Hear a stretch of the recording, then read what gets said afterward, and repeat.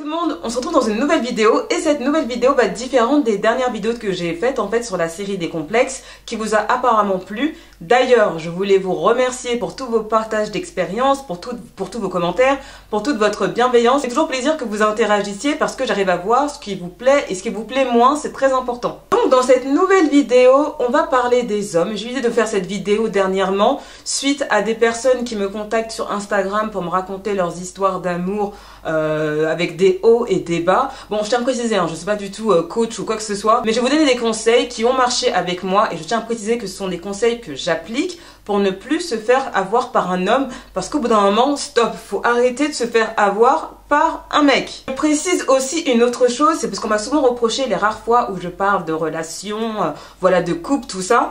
On m'a reproché de parler que des hétérosexuels. Voilà, on m'a reproché. Je tiens à préciser que je ne veux pas délaisser des gens. C'est juste que moi, je parle de ce que je connais en tant que femme hétérosexuelle. Et je ne peux pas me positionner à une place que je ne connais pas. C'est vraiment hypocrite de ma part de faire des vidéos consacrées aux relations homosexuelles, vu que je ne sais même pas ce que c'est. Je suis obligée de parler de choses que je connais et que je vis pour être le plus honnête possible. Même si tu n'es pas hétéro, ça ne veut pas dire que certains conseils que je vais donner dans cette vidéo ne pourra pas te servir. Donc, à toi de voir. Avant de rentrer dans le vif du sujet de ma vidéo, je voulais vous dire que cette vidéo est sponsorisée par la marque de cheveux Hair Market. Donc voilà, ils m'ont contacté pour faire un partenariat avec eux.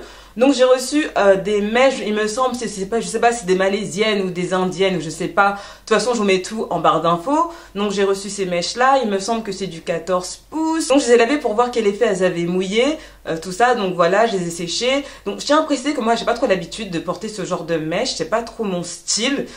J'ai pas envie de te redonner un avis directement sur la marque, mais je pense qu'il faut d'abord que j'attende de les connaître et de les styliser un peu, de les boucler ou de voir ce que je vais faire avec pour vous en parler dans une autre vidéo. Si ces mèches t'intéressent et si t'aimes ce genre de type de mèche un peu ondulé, parce que moi je n'aime pas trop l'ondulé, je préfère justement le boucler en fait tout simplement. Donc j'ai un peu de mal, je trouve que ça ne me va pas trop, mais bon bref, si toi ça te plaît, si toi c'est ton style, sache que tout est en barre d'infos, tous les liens des mèches que j'ai pris sont en barre d'infos. Il y a un code promo, tu l'auras aussi en barre d'infos. Donc il y a 1 an et demi, j'avais fait une vidéo sur 5 choses avant de se mettre en couple. Donc moi ce sont des choses que je pense encore aujourd'hui. Mon avis n'a pas changé. Et en fait je me suis dit bon voilà, maintenant j'ai fait une vidéo on va dire assez positive.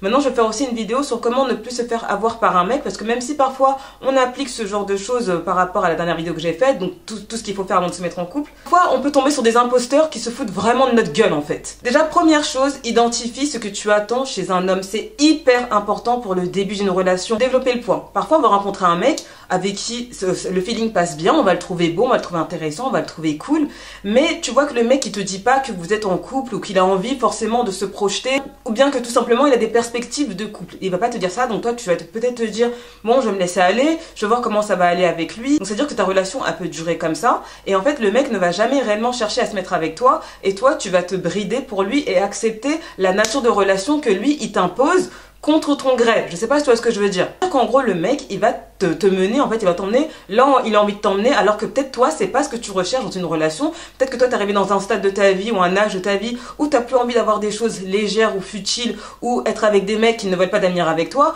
Donc au bout d'un moment parfois je pense que c'est pas plus mal de jarter les mecs même s'il te plaît mais qui veut pas forcément quelque chose de sérieux avec toi, qui veut pas s'engager ou qui veut pas, je sais pas, qui veut pas concrétiser avec toi. Dans ces cas-là ça sert à rien, perds pas ton temps. Il y en aura forcément un qui aura envie de ça avec toi, donc perds pas ton temps. Et si le mec il correspond pas à ce que tu attends, si il ne veut pas avoir la même relation que toi tu veux, d'ailleurs tu peux pas le forcer, moi je pense que pour ton amour propre et surtout pour ta santé mentale et pour ton cœur, mieux que tu t'en ailles et que tu le laisses papillonner avec des filles qui acceptent ce genre de relation, qui n'attendent que ça d'un mec. Le deuxième conseil que je peux te donner et qui est très très important, c'est de prendre ton temps et surtout d'observer l'homme qui te courtise ou l'homme avec qui, je sais pas, t'as une petite relation, tu sais pas encore ce que c'est réellement, mais prends ton temps, mais vraiment prends ton temps, te précipite pas, n'agis pas par pulsion ou par passion ou par... Franchement la passion ça ne dure jamais. C'est vraiment quelque chose que j'aurais appris avec l'expérience parce que voilà je suis une fille en général, pas à 100% mais en général passionnée, mais j'ai appris à contrôler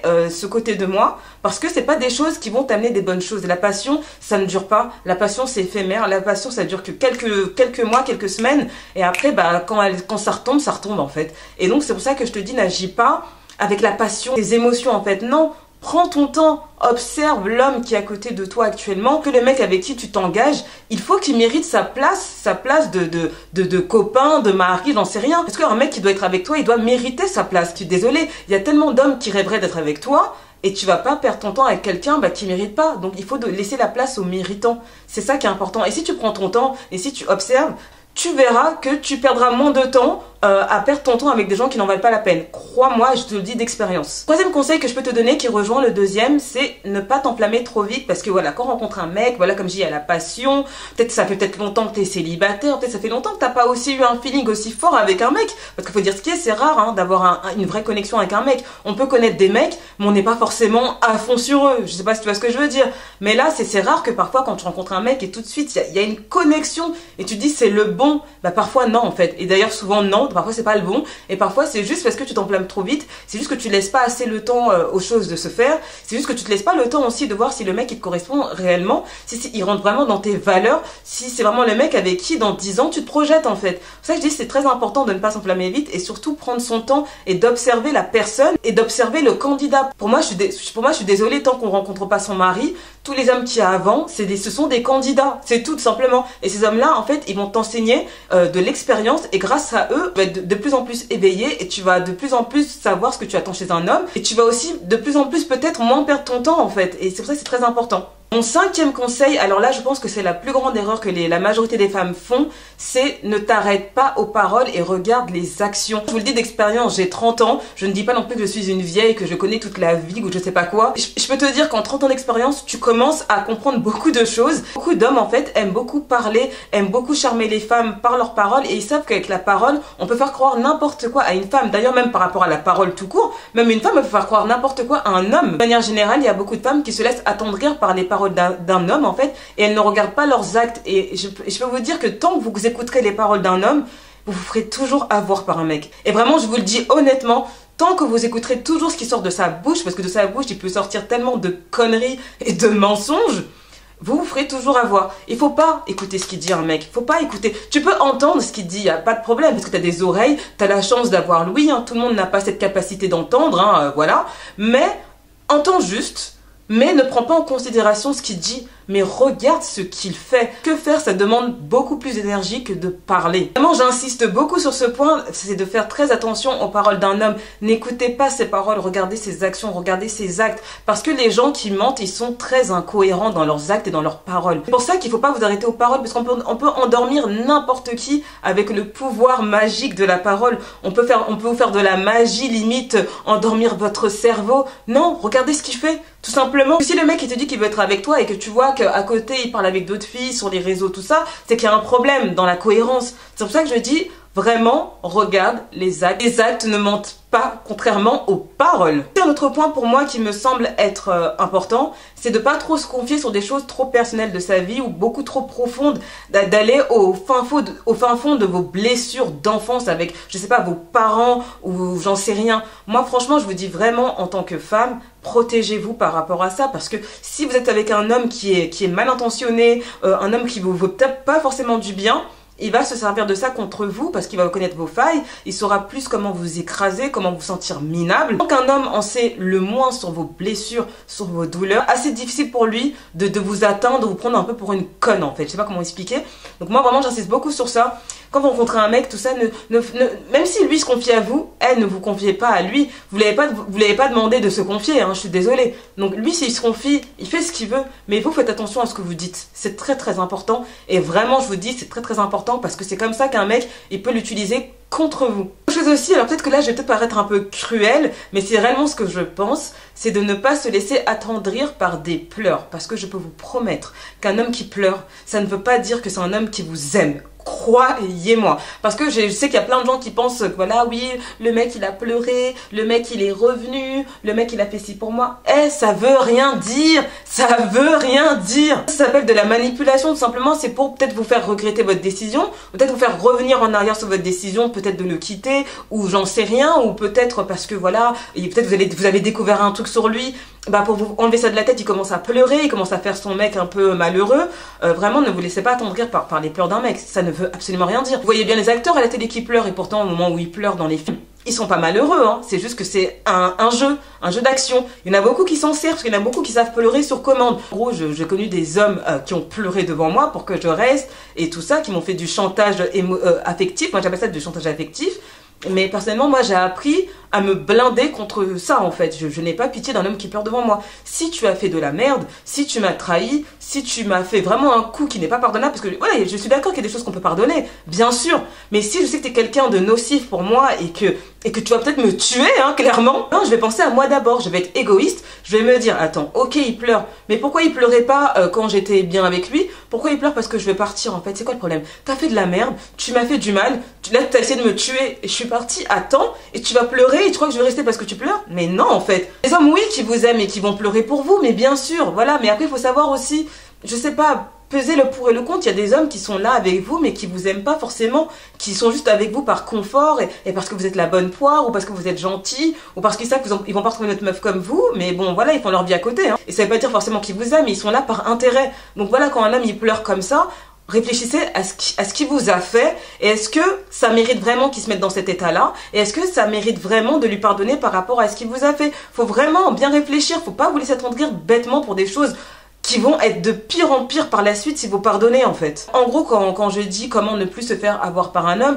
ça peut être un homme que vous venez de rencontrer, ça peut être un homme que vous fréquentez depuis quelques semaines ou depuis quelques mois, ou ça peut être un mec avec qui vous êtes depuis pas mal d'années et peut-être que vous n'êtes pas rendu compte de son visage dès le début. Il y a des hommes, c'est triste à dire, ce sont des imposteurs. Alors c'est peut-être des hommes avec qui vous avez passé des bons moments, c'est des hommes avec qui vous avez passé énormément de moments, voilà, vous avez des bons souvenirs, mais il faut aussi accepter que parfois les hommes avec qui on est ou l'homme avec qui on est, eh ben c'est pas la personne pour nous, parce que c'est pas une personne saine pour nous et parfois ça fait du mal de se rendre compte de ça. Tu dis mais attends, ça fait 2 ans que je suis avec ce mec là et à la fin je me rends compte que c'est pas un homme pour moi. Bah oui, ça fait mal, mais dans la vie aussi faut pas rester parce que ça fait 2 ans, faut pas rester parce que ça fait 10 ans qu'on est ensemble. Le temps ça fait pas un couple, en fait, ça ne veut rien dire. Tu peux rester 10 ans avec quelqu'un avec qui tu n'auras rien fait ou quelqu'un qui t'aura peut-être fait du mal et tu vas peut-être rencontrer quelqu'un dans 6 mois avec qui tu auras vécu des choses en 6 mois que tu n'aurais jamais pu vivre avec ton ex de 10 ans. Moi, tout ce que je peux dire, c'est apprenez à vous respecter et apprenez à connaître votre valeur. Vous n'êtes pas n'importe qui, vous n'êtes pas de la merde, d'accord? Les mecs qui vous traitent mal, un mec qui vous trompe derrière votre dos, qu'il a une double relation,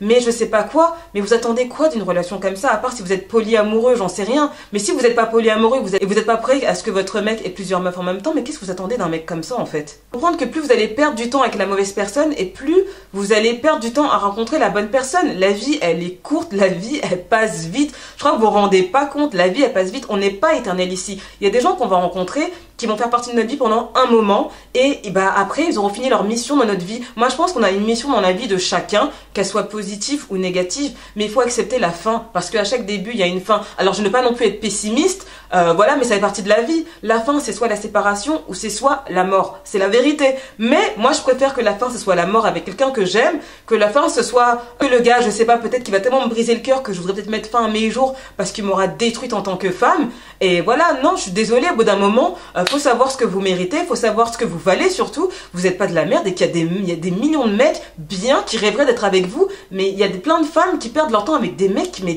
des incapables, des incapables. J'ai pas de temps à perdre, en fait, j'ai pas de temps à perdre, je suis jeune, je suis en bonne santé, je suis belle, je suis intelligente, j'ai pas de temps à perdre avec des hommes qui vont me ralentir. Non! Voilà, je te rends compte, ça marche pas. Si je vois que voilà, tu commences à être bizarre, je te dégage, je passe au suivant. Oui, je passe au suivant dans le plus grand des calmes. Pour finir cette vidéo, vraiment ce que je peux vous dire, c'est ne vous pliez pas en 4 pour un homme qui n'est pas fait pour vous. Ne vous pliez pas en 4 pour une relation qui est déjà terminée. Parce que des fois, tu peux être encore dans une relation, mais votre relation, elle est finie, ça y est, c'est fini. Maintenant, il manque plus qu'à se séparer. Ne vous pliez pas en 4. Dans un couple, on est 2, d'accord? On est 2. On ne peut pas être tout seul à faire les efforts, à sauver les miettes qui nous restent. Non, s'il n'y a plus rien, il n'y a plus rien au bout d'un moment. Et aussi, n'acceptez pas les miettes d'un homme. Je suis désolée, vous valez plus que ça. Donc au bout d'un moment, redressez-vous et dites-vous, ok, j'ai passé tant d'années avec ce mec-là, tant de semaines, tant de mois, ok, ça me fait chier de tout recommencer, parce que tout recommencer c'est chiant, on va pas mentir, c'est chiant, mais maintenant je sais ce que je recherche chez un homme. Voilà, si je rencontre un mec et je me rends compte au fur et à mesure du temps qu'il me convient pas, et bien simplement je passerai au suivant. Voilà, relevez-vous, et puis de toute façon se séparer de quelqu'un, ce n'est pas un échec, au contraire, vous en tirez une leçon de vie qui est très très importante pour la suite, parce qu'elle va vous construire et elle va vous faire grandir. Voilà à peu près tout ce que j'avais à dire sur cette vidéo. J'espère que cette vidéo t'aura plu. Moi tout ce que je peux dire dans cette vidéo c'est protège ton cœur. fais attention à toi, reprends de la dignité, reprends de la fierté et surtout dis-toi que le gars qui doit être à côté de toi, il faut qu'il se rende compte de la chance qu'il a. S'il ne se rend pas compte de la chance qu'il a, tu le next fort. N'hésite pas à me dire ce que tu en as pensé en commentaire. Si tu n'es pas encore abonné à ma chaîne, n'oublie pas de t'abonner à ma chaîne, à me suivre sur Instagram et en attendant ma prochaine vidéo, je te fais plein de gros bisous. Bye bye.